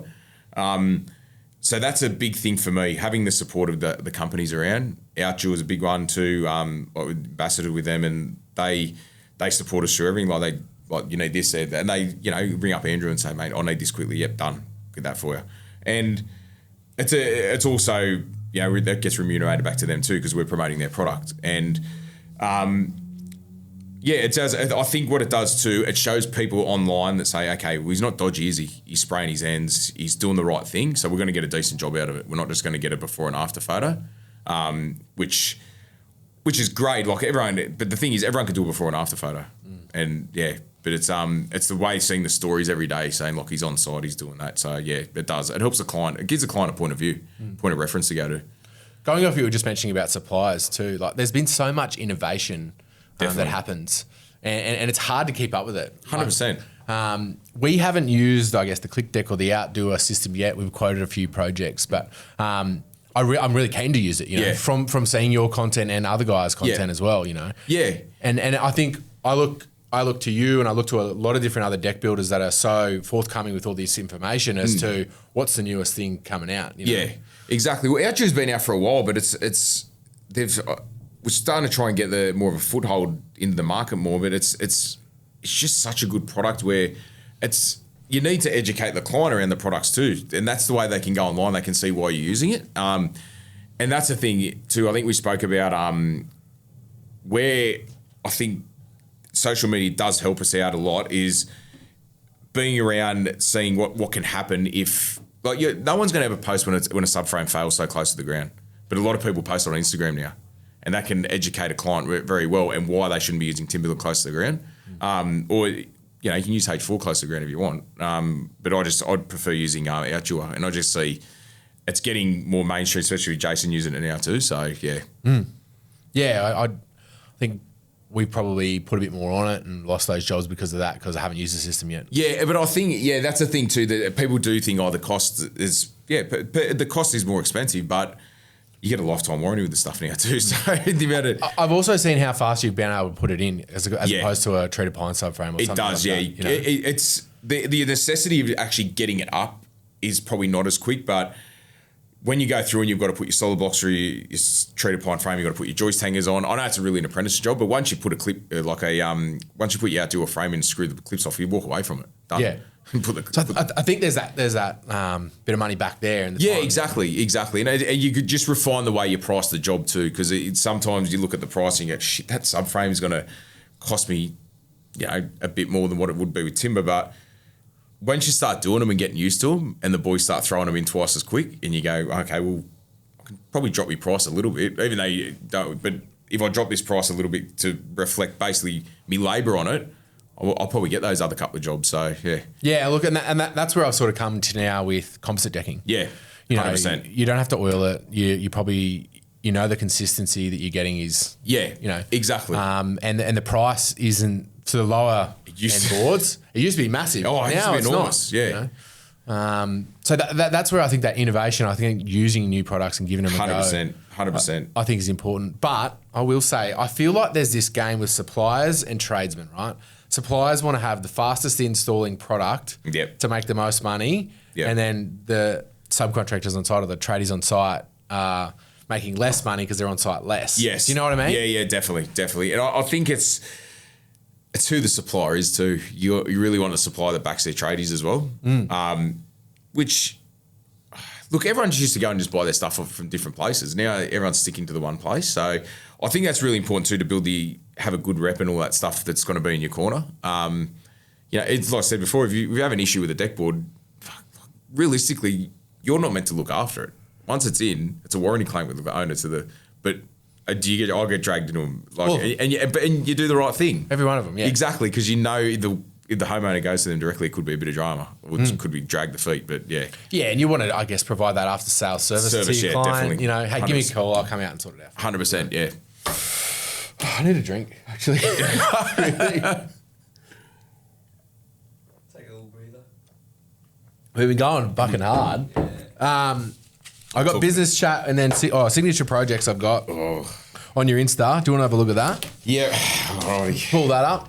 Here he is. Oh. Got to change that profile pic. You don't like it? Do you know what was done? I think it was done when I first started working out, and he come out from the Philippines. TimberTech brought him out because he wanted to learn how to bed boards. So I did the board bend for him and I'll teach you how to do it. Oh, right. Oh, nice. Little Filipino kid. What have we got going on here? I've seen this one around the pool. That's pretty nice. Yeah, there's those there's old Scotty Rumble, your mate. Oh, yeah. Just trying to think. Probably Is that Eco? no, that's Wood Evo. Wood Evo, yeah. I'll tell you what was one of the custom ones was if you go down. Yeah. This was there's those stairs. There's the stairs. We're gonna put up these stairs. We could talk about those stairs for ages. But yeah, let's have a look down here. What do we got? That's Mickey Mouse, man. Look at that. That was a Stratco called it. That was mate, that job started off at it got to it started off at like 40 grand. It's gone up to about 140 now. Just all the screening went the whole way. Yeah, she just keeps going. She's such a good client. Just loves it. Oh, she loves it, mate. She's so good, and she just just do that for me. But look at the finished product. That's fantastic. Yeah. Oh, there he is. No, Not that one. No. Take that off. I'm going down. Just trying to. There is one. That one was a good one. This one? There, yeah. This is. Let's have a good look at that. That's the old. So that was all DA approved, and that was a full. We ripped down the whole man, thing. that's so nice. Yeah, and that we did the millboard feature wall. That millboard Have feature a look at that. Did the sunken fire pit in there. That millboard feature wall was so hard to do because we did it like a 3D, and you could only go the 3D members. You could only take 10 mil out because it was in the pool area, so it had to be fully pool compliant. So we had to make sure those niches where you couldn't get footholds in between. Oh, yeah. And creep your way along. It was a nightmare. Of course, yeah. I didn't think of that. That was all millboard. That was that go. There's a deck upstairs too. That's phenomenal, mate.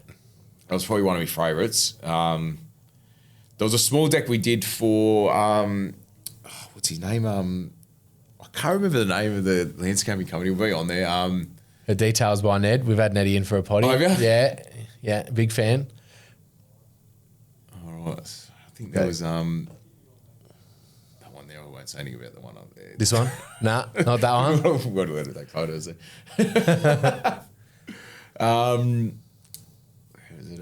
There was one. It was a curve. We actually followed the contour of the pool. That one there. Yeah. Yeah. That was Lee. We were talking about before. Lee, he was an absolute gun. That was actually for Kylie Clark. That job, and that was what we did all these bends. And I followed this when you were doing it. Yeah. And so Lee did all the framing up to that point, and even completely marked it out, everything. And I just come in and bent the board and popped it on for him. And that was when I just knew. I said, this kid's going to be unbelievable. Like, he had everything set up. I virtually just went there and just popped the board on. Jumped in the pool. I had to get in the pool and did all the scribe with the template. And that was pretty cool, that one. That was one of my favourites. So I just love your work, man. And I like, I know that there's going to be so many carpenters in Canberra that are going to be absolutely rapt to have you that are just pop into Canberra. Do you realise, I guess, the effect that you're having on so many different people? No. No, not at all. I don't. And you get embarrassed when I call it out too. Yeah, I do actually. I've never liked being. I know people see on Instagram and that like see me on there doing all my stuff and that, but I've never liked being like focused the attention on me. It's very shy at school. Like I said, if I hear my name called, I don't like going up and doing stuff. I don't like. I'm just very, very quiet in what I do. I know everyone says, like I said, like everyone sees this on Instagram, but I'm pretty. I like to be quiet. So just let your work do the talking for you. Yeah, but it's hard to do it with social media now. Like everyone just thinks like you look at this people, this bloke likes being in front of the camera. I fucking hate it. Yeah. No, from what I've heard, it's actually quite a noticeable thing with most people who do all this type of stuff. They don't really like it. I don't like it. No. I don't like it, but I feel like what I'm doing is important. I feel like this conversation is important. 100% is. It needs to educate people. Yeah, and I feel like if someone else is in a similar position and they Definitely. listen to the conversation we're having, they're going, "Fucking hell, these boys are dealing with that." Yeah, and I think it's I think when people see this stuff on Instagram too, is it go, "Oh, he's doing really well," but not everyone's. Like, you look at this stuff here, like not everyone's making millions and all that stuff, or even doing it well inside himself, So I think that's one thing that I worries me about the industry is there's just a lot of people struggling out there. There is, yeah.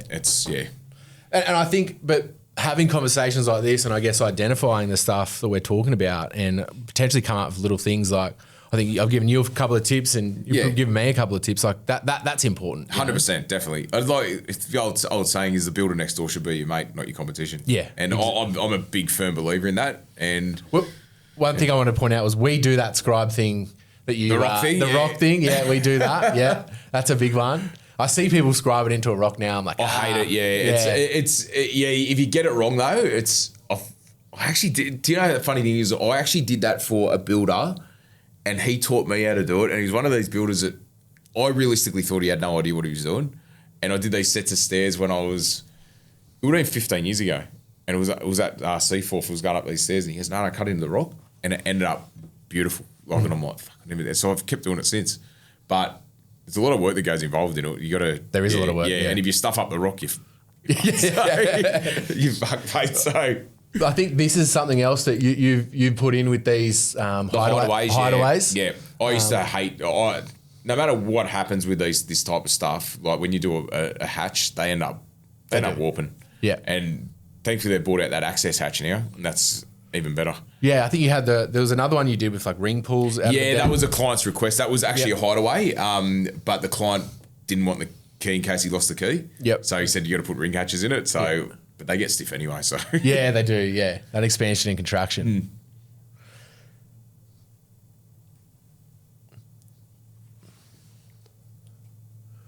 That was that's Mickey Mouse. This what's this? That was, I think that's a stock photo that Ash put up for us. But where was it?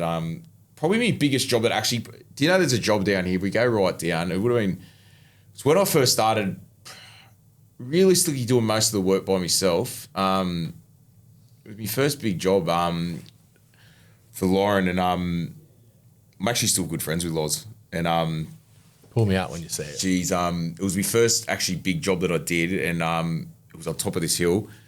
I was actually by me. It was only me working by myself, and it was such a hard job to do. And that's when we sort of kicked from that. Like that year after that, that was when we started doing massive jobs, where got some bad.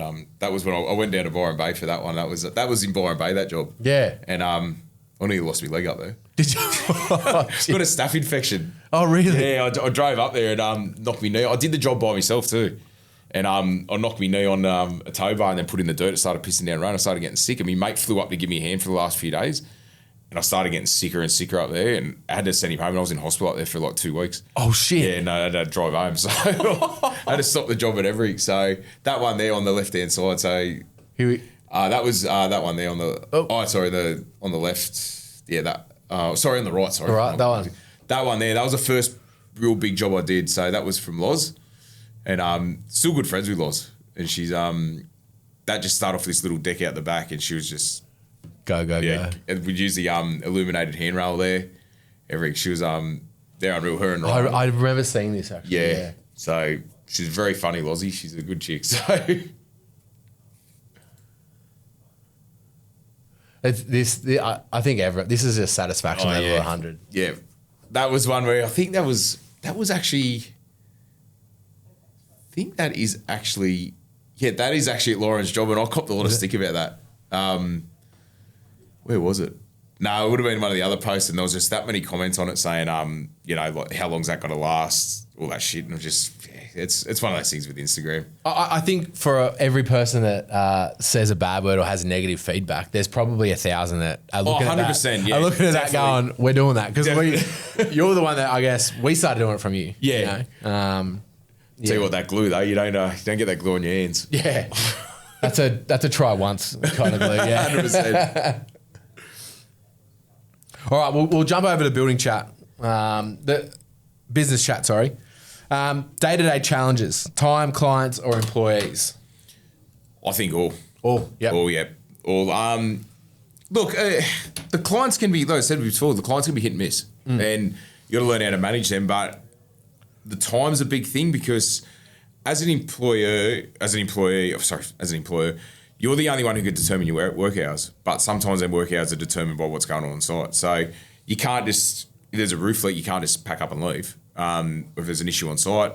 Got to hang around. Yeah, you got to hang around. And then same thing too, you got to manage people as well. Like you got to manage people's expectations. You got to make sure they're happy.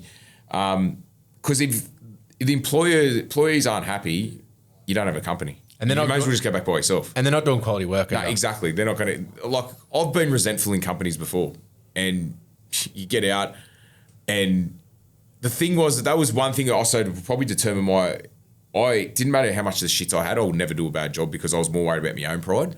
But a lot of people aren't like that. They're not happy with the company. They don't give a shit. They'll just Drag their feet. Yeah, exactly. How do you manage that? With great difficulty. This is a thing, and that's, oh gosh. There's two ways that I do it. One of them is manage. So I'll talk to them and try and motivate them and try and reset them. And then the other way is performance improvement plan and try and, get them better. Yeah. And if not, manage them out. And I think that's the problem that I've become the friend type of boss. And that's, how do you go with someone like you've been having a joke with on the weekends and having a joke with via text messages and saying, mate, here's a performance plan for you too. Yeah. It's, for me, I've got to take myself out of the situation because I'd react and go, fuck, this bloke kidding himself or what? Yeah. But, I think I wish I was better at managing people, to be honest. That's my biggest downfall. It's so hard though. It is. I try and do it like this. I go, look, I've got the hat here, which is we're mates and I respect what you do and blah, blah, blah. And then I've got the business hat over here. Yeah. And I've got this hat on at the moment. So Yes. everything I'm saying is coming from here Yep. and what the business needs from you. Yeah, exactly. And that's, and I suppose if employees see that, it's hard for them to differentiate too. That's the thing that I like. It's probably good for us to go, yeah, that's where I am at the moment because I'm doing this for my family and all that stuff, but I'm also trying to manage you. But if they've got the shits too, how do they won't see it from your point of view. And that's probably the biggest thing too with having people work for you. They'll never see it from our point of view. No, they see what they see and they don't see the work behind the scenes. They don't see all of the stuff you're constantly thinking about. Exactly. The sad days you do, the work outside of work. But that's, I think that's the thing, you just explain where you're at and what you need. And if they don't get to that, then see you later. Exactly right. So, yeah. What are you building towards? Because I've seen that you're expanding or shifting the business. Yeah, What's going so I've got on? a mate who's got his builders. I've done all my stuff for the builders license, but we haven't tied it to Aussie Decking Chippy because it just blows out the cost for putting DAs through if we don't need it because it can go under the contractor's license and supervisor's license. So one of my good mates, he's taking over that side of things. So we're just sort of going to just test the waters with it and see where it lands. Because hopefully people can just see that the type of quality over there would get transferred into building type of stuff. Because that's what I think lacks in a lot of building stuff is the quality, the attention to detail. So we're just going to see how it goes. But my main focus is ADC. So that's sort of more of a thing. That's a side project sort of thing? Yeah, it's sort of like I'm not going to be on the doing anything in terms of. I will in a sense like go on sites and see what's going on and that stuff. Make sure it's all the quality's all there. But in terms of like instead of building up where this has come from, I won't be doing any of the background stuff on that. I know I've got to manage the background on this a bit better than to manage another company better like that. Well, the next one I got here is about your long-term vision, personal goals, or bigger purpose. Like where are you at? Where are you going to? It sounds like you've just come through a bit of a phase where you've just, assessed where you're at and where you... I've changed my mindset with that because when I was seeing these other decking companies and seeing them churn out and driving fancy cars and all that stuff, like I used to like that. I was like, that's what I want to do on it. But after being in the trenches and doing it, I don't want it anymore. I want to get this brand back to where it like. I think it hasn't lost where it was, but I want to be happy. I want my family to be happy. I want to be spending more time with my kids. And if that means going back to two teams, that means going back to two teams. And we've got some plans in place now where we can actually run 3 to 4 teams, but 2 teams are just mine. And that's where I want to get back to, the less headache. Because like I said, I'm 42 or 41 and nothing's guaranteed. I don't want my kids grow up like, never know, like we could drive out the car tomorrow and get hit by a car and die. Like, and I want my kids going, oh, geez, Dad worked hard. So like, I just want to leave something for my kids to know that I spent time with them and that I was there for them. And that's one thing that I want to work to. I couldn't care. I love my company. I love the decks that I do and I love my clients. But in the end, it's a job and I'm gonna retire one day and I just want my kids to be happy and to know that I was there for them. And my wife as well. So, yeah, that's where I need to be. I just want to be happy. That's a good answer. Yeah. I think. What systems, tools, or routines are you using? Builder trend's a big one for us. One thing that we have I did this. I used to use Contractor Foreman, and I went over to Builder Trend. I was a bit more involved. Again, it can get me to a certain point where but then when I start doing numbers and that, I can't get my head around it. And that's where I'm starting to hand that over. When we made Brian, he's going to come in and just basically take all that. But at the moment, I'm getting laxy daisy on. There's all the info in Xero, mate. You need to take care of it. I needed to get it up to that point because he can't do anything.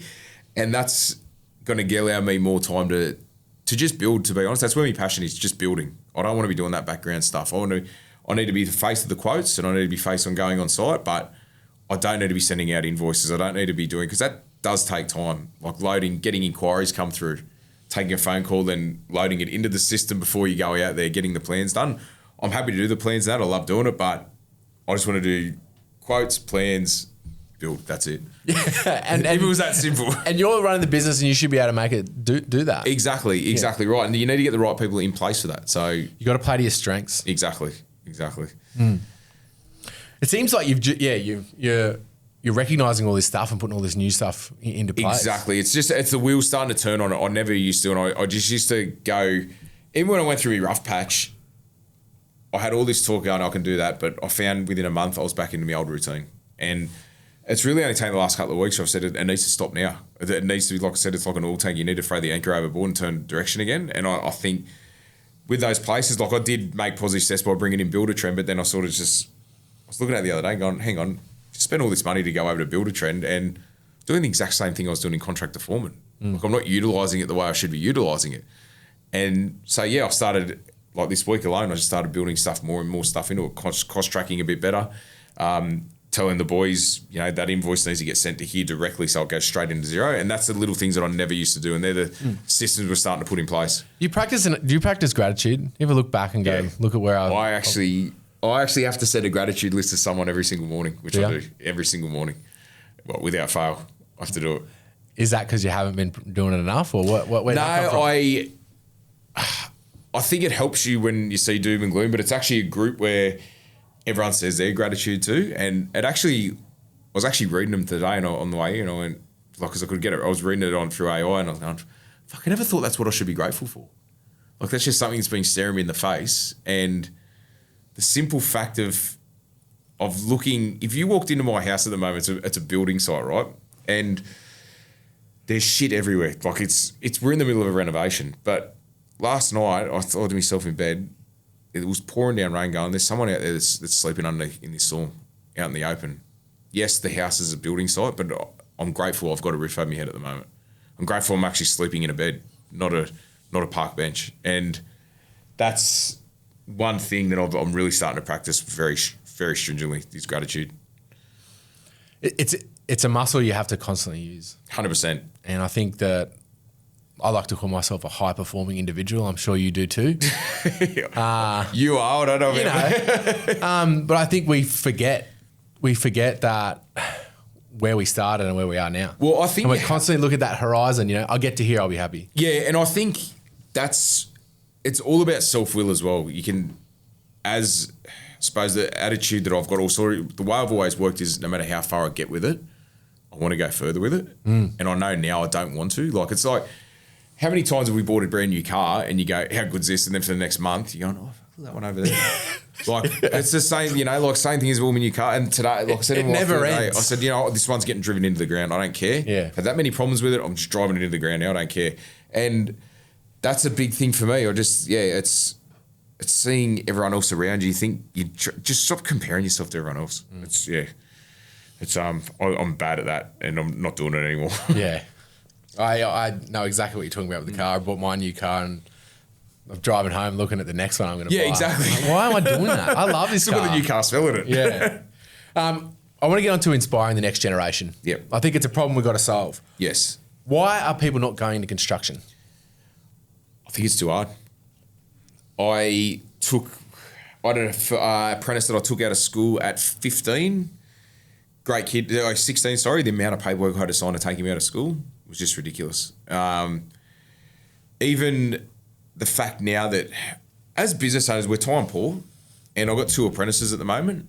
I've got to ring up I've got to ring up like the apprenticeship. It's not even government rent anymore. It's rent off. Serena Russell, or one of the 15 different MTG, I think it is. Yeah. And so I've got to ring up them. Then they send me forms to fill out, and then the forms come out, and then they come out on the site. We talk about it, fill out a form. When I was an apprentice, like my boss wrote me a letter saying that he's employed here. It was a handwritten letter saying he's employed by Arthur Mounty and all signed. I walked up to TAFE on the Monday when enrolments were handed it over. Okay, what days do you want to do? Here's $200 into TAFE.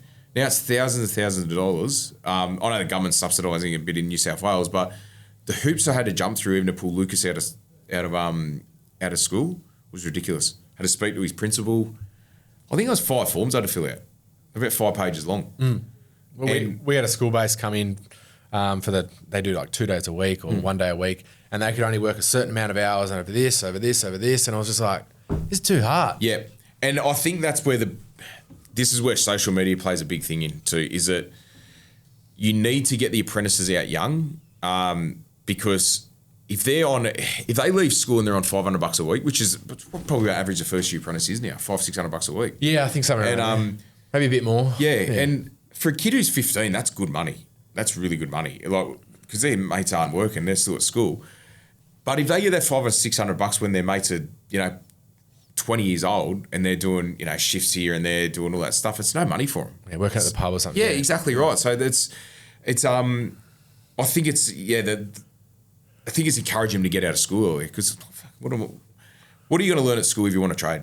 Like after in year 12, do you want to know about science? I don't fucking want to know. Fuck, the only thing that helped me was advanced maths. That was it. So you reckon apprentice numbers are dropping because construction is too difficult? Or there are barriers to entry? I think construction is not.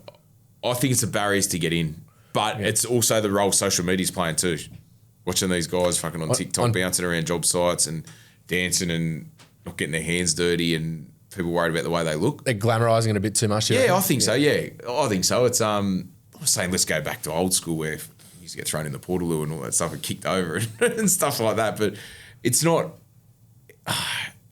Sort of losing the toughness out of it. I know that'll be controversial, but it's losing the hardness around it. Like, people don't want to get their hands dirty. I think you're on the right track, and maybe what you're saying is they're missing out on that at the end of a hard day when you've accomplished so much. That feeling is rewarding. 100%. And like, how do you show that on social media? Yeah, exactly right. And I had one guy. I actually had a bit of a joke with the boys on site the other day because they were carrying two of the guys were carrying a sheet of skyline together. And I said, you fucking know. Yeah. Like, I don't want to get hurt. And then, to their credit, they come back and picked up one each. But I had a girl apprentice who was carrying one of them by herself. Yeah. Ali, she was as strong as any. Yeah. But she just wanted to rip in. And it's, I don't know what it is. It's like, they want to get their hands dirty, or I don't know what it is. It's just, I think it's just society in itself is just going, sense a little bit soft.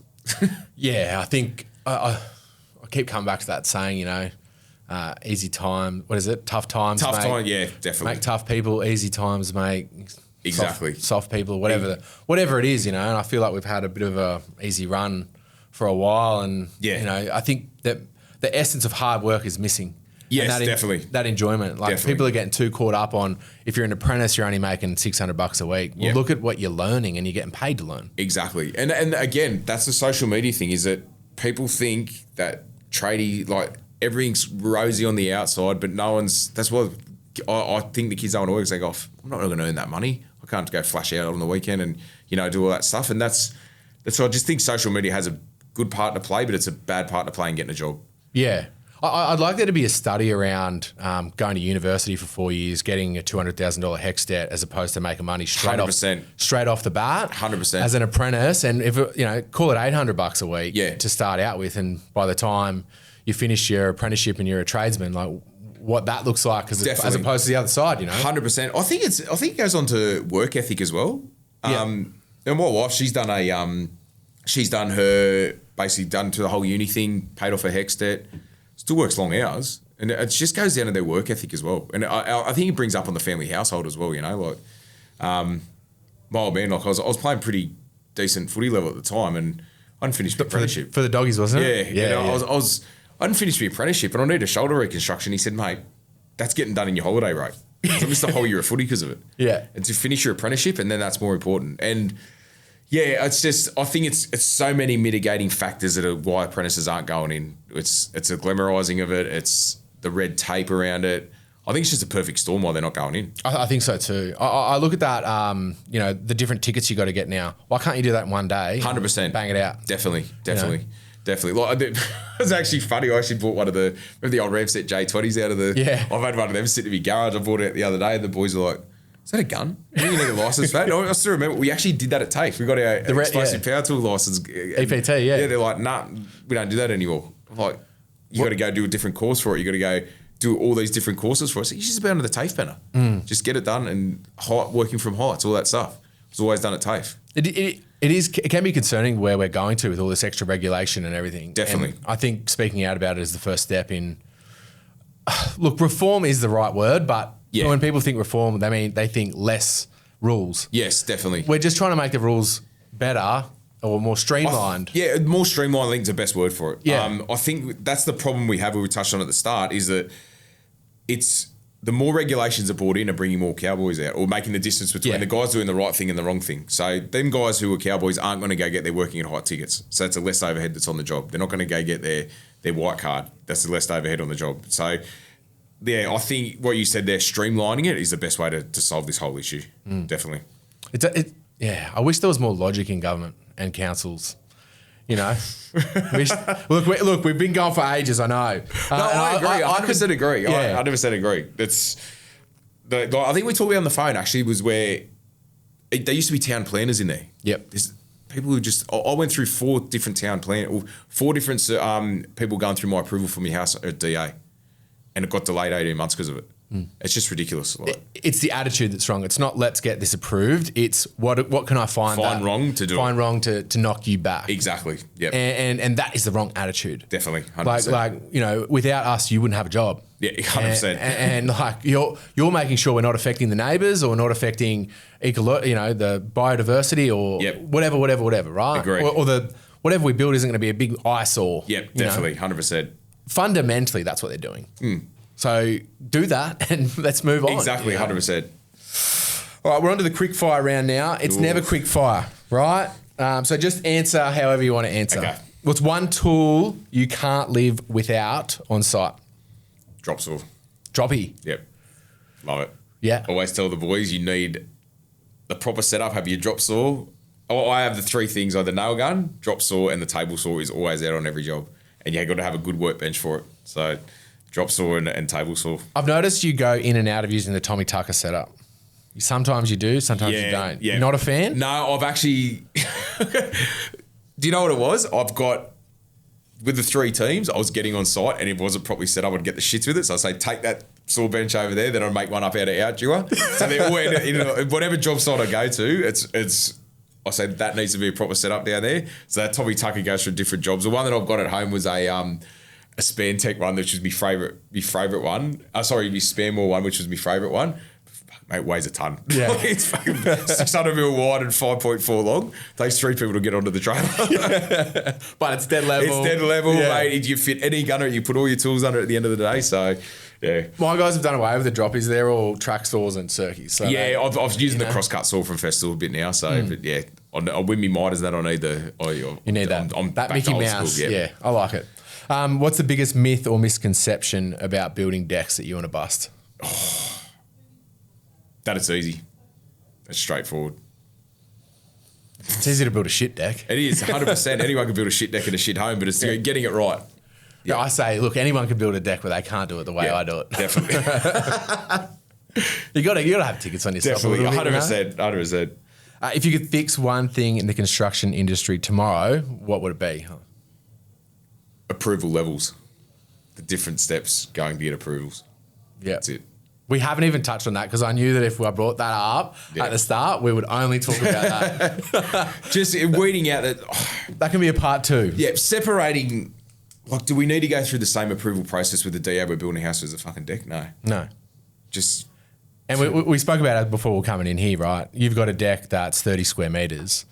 What's the cost on that average? 10 to 15 grand? Yeah. You're going to add an extra 8 to 10 grand for approvals? Yeah. It's ridiculous. Majority of homeowners going, no, thank you. No, exactly right. I'll just sell the house and 90% of houses have unapproved structure on it. Yeah, on them anyway. 100%. Yeah, save that Definitely. money. Yeah. Go on a holiday. Best advice you've ever received in business or life, Darren? In terms of business, quality of the unseen product will resemble the quality of the seen product. I got that at TAFE. Yeah, love that. And in terms of life, hand it over and let it go. Hand it over and let it go. Yeah. Yeah, I like that. Yeah. What advice would you give your younger self just starting out? Geez, could be a long time podcast for that.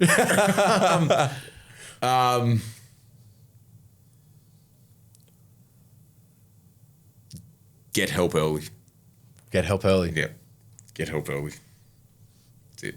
That's it. That's it? That's it. Yeah.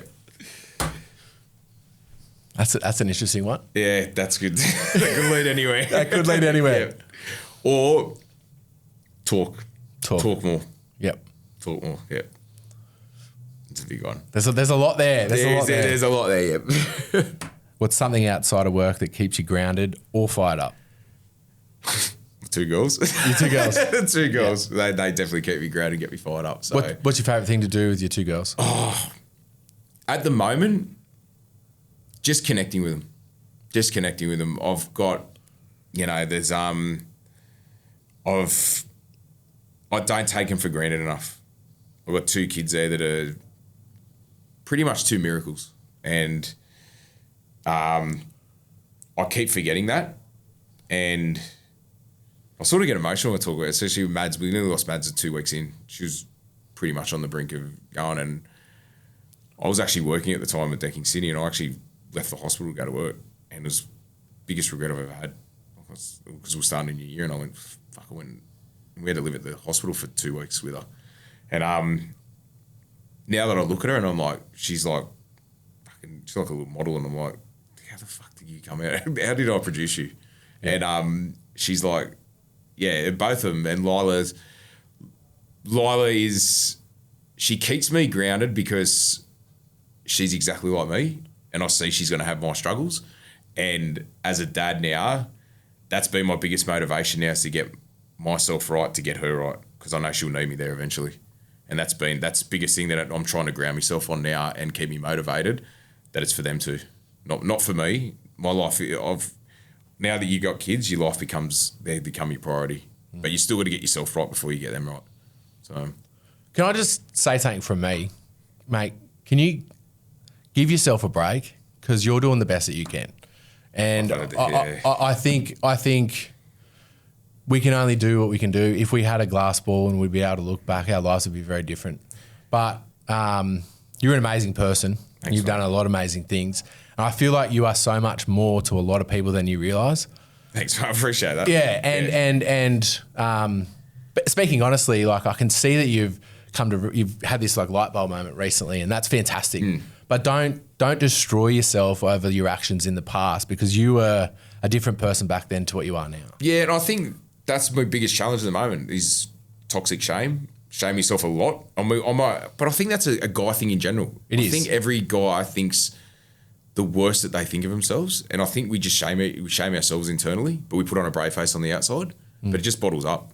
And I don't know if you have this, but I'll be driving along my car and there'll be some moment from years ago that I have that pops into my head that I just have this massive guilt and regret about, and I'm like, why did I do that? Yeah, 100%. Like, what was I thinking? That is so stupid. Like, I would never do that. And like, what I've come to realize is like, I'm a different person now than I am back then. Yeah. And I made a lot of mistakes, and I did a lot of stuff the wrong way, but that's not me now. Yeah. That's me back then. And the thing is, if you're willing to change instead of just going down and identifying it, you're even a different person than the day before. Exactly, yeah. So, yeah, it's if you got awareness around it, that's the biggest thing. Definitely. Yeah. And just having that ability to want to be better and go, I'm not doing that anymore. Yeah. I like, 100%. like I used to, drinking was a thing for me. Yeah. And I want to be the best at drinking, drink the most, blah, blah, blah. And then one day I just turned around and I was like, every time I drink, something shit happens. Yep. So like, I'm just not going to do that anymore. Yeah, I still definitely. make mistakes and like I might have a bit of get carried away, but like I'm trying to get better. Yeah, you know? exactly. Yeah, well, close on that. I haven't had a drink now for 4.5 months. So, and before that, it was 7 years. So yeah, it's and that's coming to terms with that as well. Like and that's the thing in the construction industry as well. That's your escape. It You're is. stressed out. You can go and have a drink, and it's all forgotten about. Well, you know, And the Luke, next day it's worse. you know Luke from Hardwood Projects. Yeah. We're having Next a chat. week. We're having a Yeah. chat next week. I'm Yeah. really, really excited about Yeah, it. he's a legend. I've been speaking to him quite a bit. So He's a good fella. yeah. Mate, who's someone in or around construction that deserves a shout out or should come on the potty? You got the Lux guys. Yeah. They're legends. Chris or Chris and Timmy? Tim, they're Yeah, legends. I think Jordo from Step Ahead. Jono, if you can get him.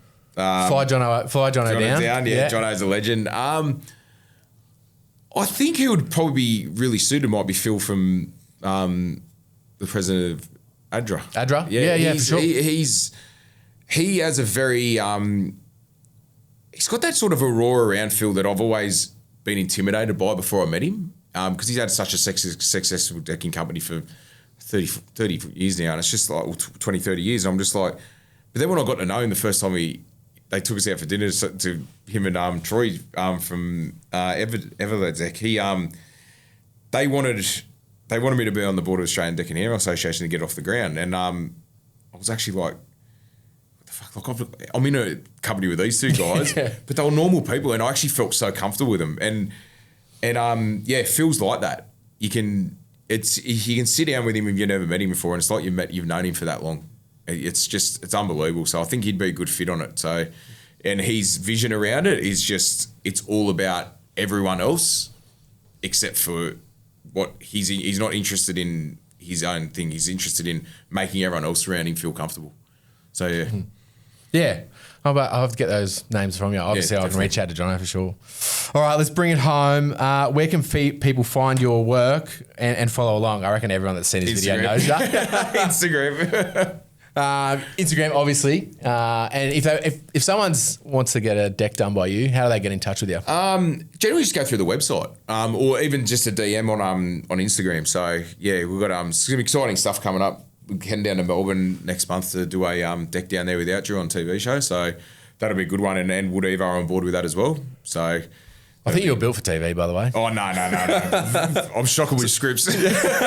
So that's what's coming up, collaborations, projects and Yeah. stuff. You're going down to Melbourne to build a deck. Yeah, but I've got one stringent thing. I need to make sure everything's right in Sydney before I go. So Fantastic. it's Yeah. we've got some really good clients coming up, and we've got some very exciting projects coming up. They're not big, but they're intricate. So we're looking forward to those as well. So Follow along for that for sure. definitely. Mate, what's your final message to the industry or anyone listening? Just don't be a shit bloke. That's Just perfect. if you don't like it, don't write about it. It's, you don't know what that person's going on behind. Like, that's a big thing that I know guys who are really mentally struggling at the moment in this industry, like really tough. And I've seen guys comment on their stuff and like, you don't know what they're going through. You don't know if they're going home to a broken home. You don't know what's happened to them. They could be going home. They could have lost a parent, and you're shit canning them on Instagram on about the way they work, and they could be going to work to get away from it. So yeah, don't be a shit bloke. That's perfect. I'm happy to finish on that, mate. I love it. Well done. Awesome.